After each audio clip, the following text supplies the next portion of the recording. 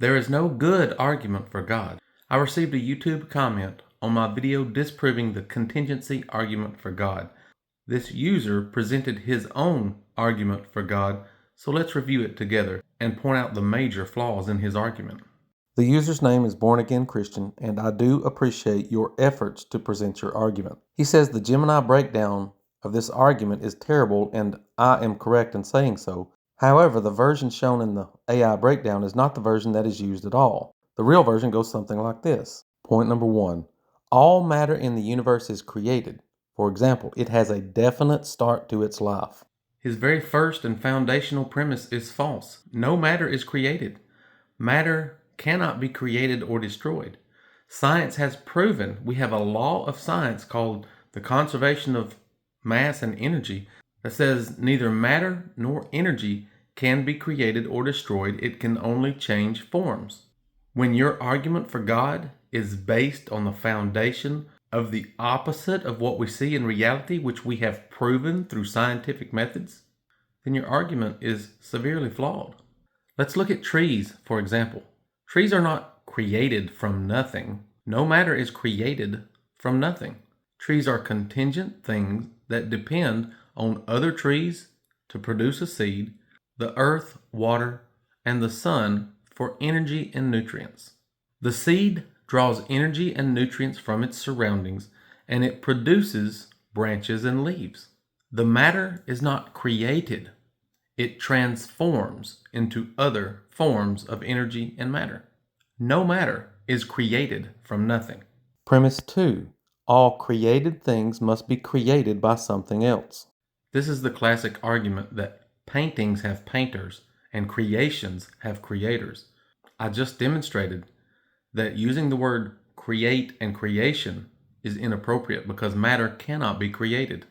And a painting is man-made. So of course a man has to make a painting. But nature is natural. It does not require a man or a person to create when we've already demonstrated that matter cannot be created. Here's the way I like to say it. Natural things have natural causes, and unnatural things have unnatural causes. And supernatural things would have supernatural causes. When we observe nature, we do not see supernatural things. We can see amazing things, but they are explained by natural processes. God is not a natural process. God is supernatural. So God would have to perform miracles, supernatural events, before we would have evidence for a supernatural being. Premise 3A and 3B. The universe and all matter therein was created, therefore the universe has a creator. And here he's simply restating his false claim and his faith that all things in the universe are created and that God is the creator. He's trying to prove that belief in God is just a rational belief, but it's actually not. There's nothing rational or logical about creating an argument that is completely opposite to what we know to be true and what has been proven through science. Premise 4A. We must have an initial cause for the chain of events creating the universe. Now he's addressing infinite regression, and he simply makes the assertion with no justification that infinite regression cannot be true, that contingent things cannot infinitely depend on other contingent things. But we know that contingent things do depend on contingent things. Humans are contingent beings that depend on their parents to create them through natural processes. Trees are contingent things that depend on other trees and other nutrients for its life. We have proven through science that matter and energy cannot be created.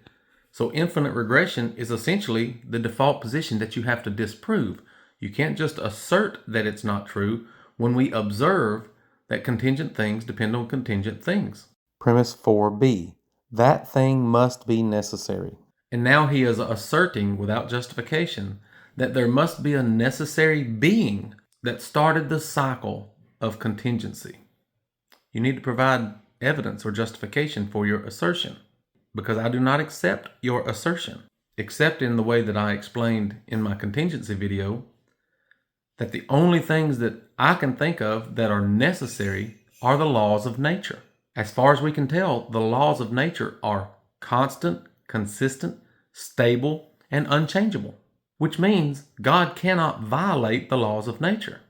God cannot create matter or energy, because the laws of nature are the necessary, foundational, stable, consistent, unchangeable forces in our reality. I'll break here to explain myself before making my God claim. The simplest solution to a question is often the correct one, so much so that the other assumptions that require more complex logic can be ignored in favor of the simpler solution. God is the simplest answer for this necessary force that created everything. Now he's addressing parsimony. Whatever is the simplest explanation is most likely the answer. And whatever requires complex logical reasoning can be ignored in his own words. So the assertion that there's an invisible man that is the necessary being and the explanation for all things requires complex reasoning that is not justified through observation or reality. Therefore, the simplest, most parsimonious explanation is infinite regression and that matter is eternal. It doesn't require you to justify or rationalize the invisible being that supersedes all known laws of nature. So by your own reasoning, God is not the most parsimonious explanation.